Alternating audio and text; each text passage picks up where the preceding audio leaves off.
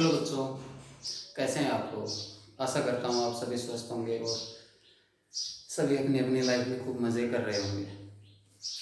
कक्षा 10 से 11वीं में पहुँचने के लिए आपको बहुत बहुत मेरी तरफ से मुबारकबाद। कुछ एक बच्चों का रिजल्ट बहुत अच्छा आया होगा, बहुत बढ़िया बात है।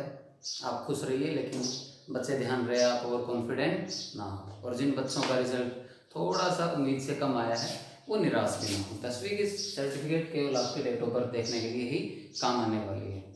चलिए छोड़िए इन सब बातों को, काम की बात करते हैं। बेटा यहाँ पर लिखा हुआ है त्रिकोणमितीय फलन। इसमें से आपको नया वर्ड क्या देखने को मिल रहा है? फलन। अरे हाँ कि ना, ये आपके लिए नया है। मैं मार्कर चेंज कर लेता हूं।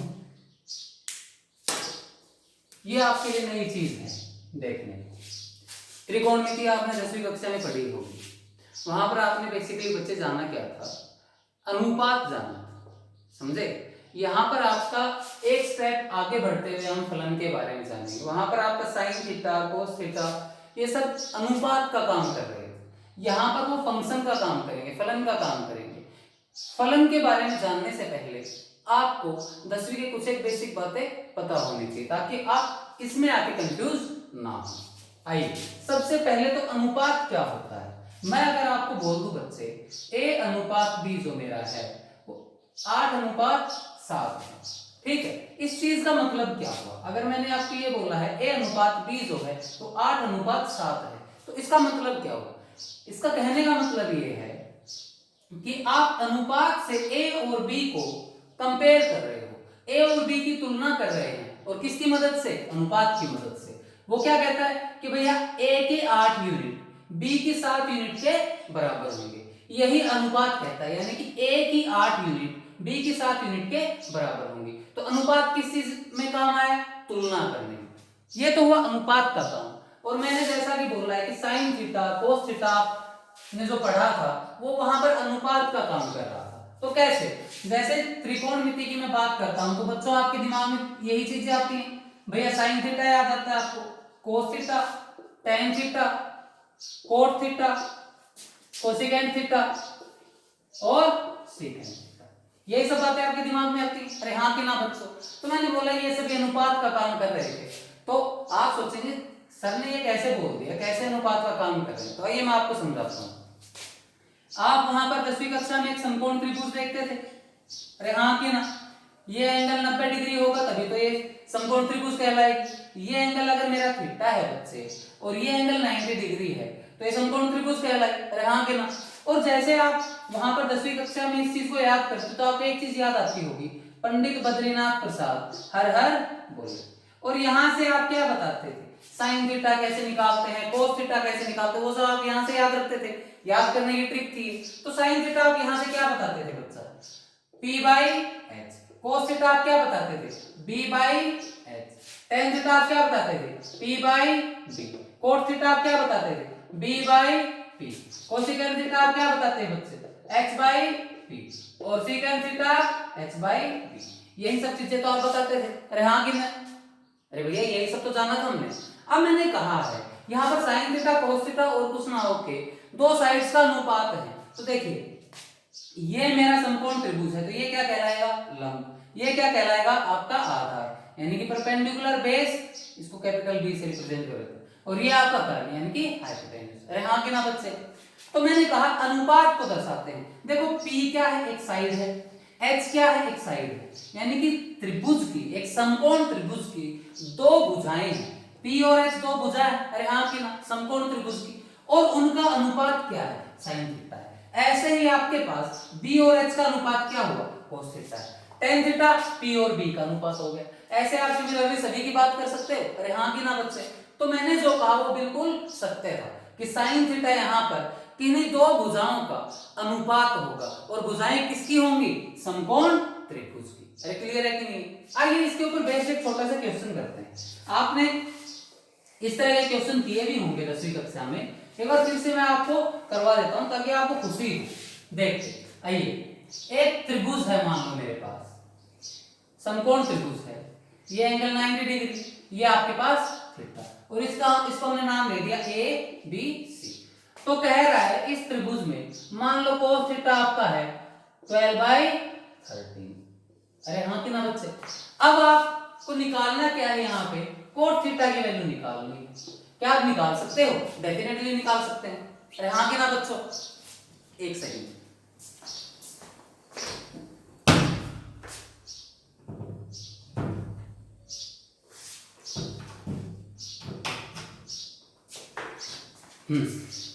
cos थीटा निकाल सकते हो यहाँ से? बिल्कुल निकाल सकते हैं। आइए कैसे निकालते हैं, देखो cos थीटा की जब हम बात करेंगे तो आप क्या कहते हो सर, आधार बटा कर्ण होता है, तो यानी कि आधार आपका क्या 12 और कर्ण आपका क्या बच्चे 13। क्लियर है कि नहीं है?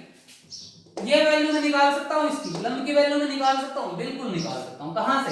पाइथागोरस परिमेय से। ये अगर आपका P है, ये आपका अगर B है, स्मॉल b से रिप्रेजेंट कर रहा हूं मैं, और ये आपका स्मॉल h है, तो P निकालना है। P हमारा क्या होगा बच्चे? पाइथागोरस परिमेय से भैया p स्क्वायर बराबर x square minus b square, यही तो पाइथागोरस परिमेय कहती है। आइए निकाल देते हैं। P बराबर क्या होगा? रूट के अंदर h square minus b square. तो आपका h की वैल्यू क्या है बच्चे, बोलो जल्दी से? 13 है, और b की वैल्यू क्या है? 12। रख दो दोनों, 13 का स्क्वायर माइनस 12 का स्क्वायर, यानी कि आपको क्या मिलेगा यहाँ पर? रूट के अंदर 25, और वो आपका बाहर क्या निकल के आएगा? 5। तो यानी कि P आपका किसके बराबर हो गया? 5 के बराबर हो गया।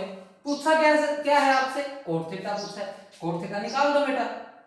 जैसे आप कोट थीटा निकालोगे तो मैं पूछूंगा कोट थीटा क्या होगा, आप बताओगे सर आधार बटा लंब, यानी कि b बाई p। अरे हाँ कि ना बच्चे? तो b की वैल्यू क्या है? 12 है, और p की 5 है। तो यहाँ से हमारे पास कोट थीटा क्या निकल के आया? 12/5। क्लियर है कि नहीं? इस तरह क्वेश्चन आपने किए होंगे वहां पर, तो आपको अच्छा लग रहा होगा कि हाँ भैया हमारे काम की बातें हो रही हैं। दूसरी चीज आपने वहां पर क्या सीखी थी? वैल्यू अलग अलग एंगल्स के ऊपर, हाँ कि ना बच्चों? तो आइए उनकी बात और कर लेते हैं। आप एक तो 0 डिग्री पे देखते थे, आप एक 30 डिग्री पे देखते थे, एक 45 पे, फिर 60 पे, और फिर 90। ये तो आप देखते थे। आइए पहली चीज साइन थीटा, कोस थीटा, केवल 3 की ही बात कर लेते हैं, बाकी सब तो आपको आता ही है। मैं केवल आपको याद दिलवा रहा हूं और कुछ भी। साइन 0 की वैल्यू बच्चे 0, साइन 30 की 1/2, साइन 45 की 1/√2, साइन 60 की √3/2, 90 की 1। अरे हाँ कि ना? कोस थीटा की आप वापस, आपको क्या बताया गया होगा कि वापस लिख दो सारे कोस थीटा की वैल्यू निकालने के लिए। तो 0 पे 1, 30 पे √3/2, 45 पे 1/√2, और यहाँ पर 60 पे आपकी 1/2, और 90 पे 0। tan की निकालो, sin थीटा, tan थीटा क्या होता है आपका? sin थीटा बटे cos थीटा। तो यहाँ से आप करोगे तो आपको 0 पे तो 0 दिखाई देगा, 30 पे आपको क्या दिखाई देगा? 1/√3, 45 पे 1, 60 पे √3, और 90 पे 1। यही सब बातें तो आपने वहां पर जानी थी। अरे हाँ कि ना बच्चों? जो यहाँ से हम जानने वाले हैं, आज एक ही क्वेश्चन सोल्व करेंगे इसके ऊपर, एक ही चीज समझेंगे। कल आपको मैं दूसरी बताऊंगा। आज एक ही राज खोलने जा रहे हैं कि भैया साइन 0 0 क्यों होता है और कोस 0 1 क्यों होता है। कल हम बात करेंगे कि भैया साइन 90 1 क्यों होता है और साइन 90 सॉरी कोस 90 0 क्यों होता है, ये हम जानेंगे। आज केवल हम इतना जानेंगे साइन 0 0 क्यों और कोस 0 1 क्यों। आइए इसके ऊपर बात करते हैं।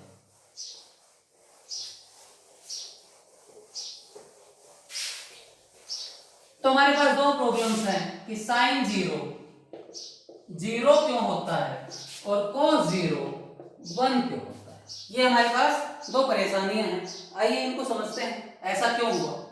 मान लो बेटा मेरे पास एक समकोण त्रिभुज थी। अरे हाँ कि इसको ले लो ABC, ऐसे समझ लो। साइन 0 निकालना है तो ये समकोण त्रिभुज है, तो ये 90 एंगल, अरे हाँ कि 90 डिग्री, इसको थोड़ा बड़ा लिख देता हूं मैं, 90 डिग्री। इसको 0 बनाना है, यानी कि एंगल को यहां पर मेरे को 0 बनाना है। तो बेटा 0 बनाने के लिए क्या करना पड़ेगा? जब भी दो भुजाओं के बीच का कोण 0 हो, तो कहने का मतलब ये हुआ कि पहली भुजा, ये मेरे पास मान लो दो भुजा है, इन दोनों के बीच का कोण 0 हो, तो हो ना हो इन दोनों को ऊपर नीचे आना होगा। अरे हाँ कि ना?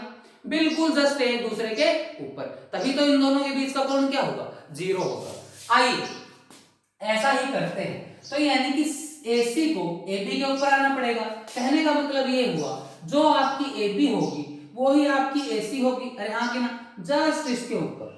क्लियर है कि नहीं है, समझ में आया कि नहीं आया।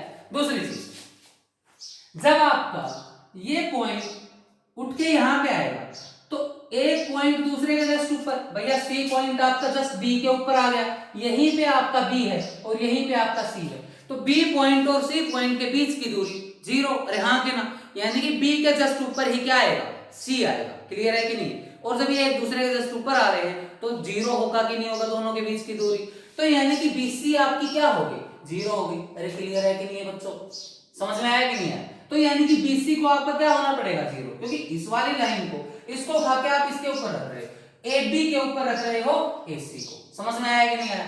तो C पॉइंट जस्ट B के ऊपर आएगा और उस वजह से ये क्या हो जाएगा, BC क्या हो जाएगा, 0। तो यानी कि आपका ये एंगल अगर आपका 0 तो इसके सामने वाला क्या कहलाता है, P कहलाता है, ये नीचे वाला क्या कहलाएगा, B, और ये H। तो आपका कहने का मतलब क्या हुआ, P क्या हो गया बच्चे, 0 हो गया। अरे हाँ कि ना बेटा, क्लियर है कि नहीं है। भैया एक पॉइंट दूसरे के जस्ट ऊपर आ गया तो ये BC खत्म हो जाएगी कि नहीं हो जाएगी, बिल्कुल हो जाएगी। एक पॉइंट के जस्ट ऊपर है दूसरा पॉइंट, दोनों पॉइंटों के बीच की दूरी 0। और BC कैसे बन रही थी, दोनों पॉइंटों के बीच की दूरी तो है, जब ये दोनों पॉइंट एक दूसरे के ऊपर आ गए तो BC 0, और BC 0 मतलब यानी कि P 0। आइए साइन की बात करते हैं। साइन क्या कहोगे आप, साइन 0 क्या कहोगे भैया, P/H। अरे हाँ कि ना, और P आपका क्या है बेटा, 0, यानी कि 0/H बराबर 0।